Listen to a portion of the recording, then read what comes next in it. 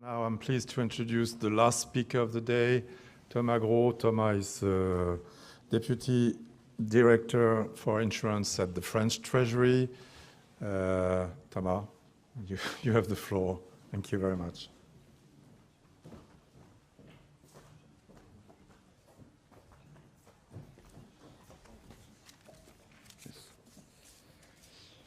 Yes. Thank you, François. Good afternoon, ladies and gentlemen. So I'm Thomas Groh. I'm the Deputy Assistant Secretary in charge of the insurance business in the French Treasury. Of course, I'm honored and delighted to close this conference. Clearly, from our standpoint, reinsurance pools have a critical, pivotal, I don't know how to name it, role to play in order to ensure good coverage for the terrorism risk. And I should say, and I should add maybe, where sometimes a state guarantee is at stake, is also a critical tool in order to protect public finances and ensure that a huge terrorist accident does not imperil public finances at a time where, of course, sadly, I should say, the risk is important in many of our countries.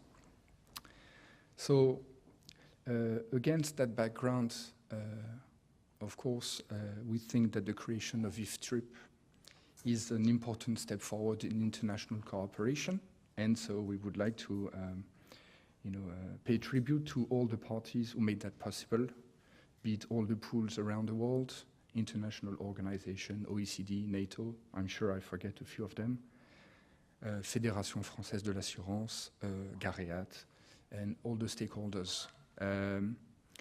We think there is great value in setting up and strengthening a body which brings together all the stakeholders, be it the private sector, international organization, brokers, states, in order to move forward and see how the coverage of terrorism risk can be improved as we move forward.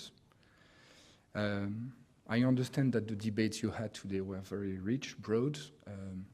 Our expert in the Treasury on these issues attended all the meeting. I could not, but he told me about it. And for us, it is really of tremendous value to better understand the different national regimes and schemes and see how we can improve the French system, building on what has been done abroad. So again, I would like to thank everybody for that. Talking about international cooperation, we really think that, again, there are many reasons to continue to strengthen this dialogue, international dialogue on many issues. Just to name a few. Of course, terrorism is a very complicated issue, and if we look at the different regimes around the world, we can see that there are a lot of differences. Just to name a few again, I can think of the definition of terrorism, of course, whether the coverage is the same for physical damages or property damages. How do we deal with upcoming new challenges? Just talking about today's news, cyber risk, for instance. And of course, we are especially interested in that issue at the Treasury, the role of the state and what is the good balance between ensuring a good coverage and avoiding some crowding out of the private sector, which would be unfortunate. And on these issues, I think there is room for dialogue, of course. And just to make a comparison, which may sound maybe a little odd, but I hope it makes sense, though, comparing that with the international cooperation on nuclear accidents, for instance. And against that background, one can be struck by the fact that on the nuclear damages, there are many international instruments out there to try to define what is a damage, which court is competent, and even to some extent, some solidarity mechanisms between different member states in case a nuclear accident happens in a given country. So it goes very far in a way. And again, so I think it is room for thoughts on as far as terrorism is concerned. In France, I just wanted to say a few words about where we stand and where we're moving forward. In France, as you may know, the system is fairly different, whether we talk about material damages or physical ones. On the latter, the system is run by a public and private fund called FGTI, which stands for Fonds de Garantie pour le Terrorisme et Autres Infractions.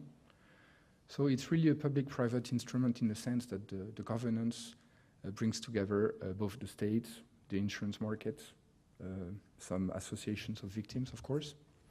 And sadly, given all the terrorism act which happened in France in the last years, its resources and expenses have surged, of course. And now we are talking about an instrument which has to spend roughly, let's say, around 300 million-ish euros a year. So it's a lot of money, and it has been increasing in the recent period, and I hope it will go down soon. But of course, our mission was to ensure that all people living in France, whether they are French or not, by the way, will be adequately covered. And for that, we had to increase a little bit the contribution on the insurance policies to cover that. But I think everybody understood the motive behind that. And we have tried also to modernize and improve the governance of this body. As far as excuse me, material damages are concerned, the system is fairly different, and the private component is broader, I would say.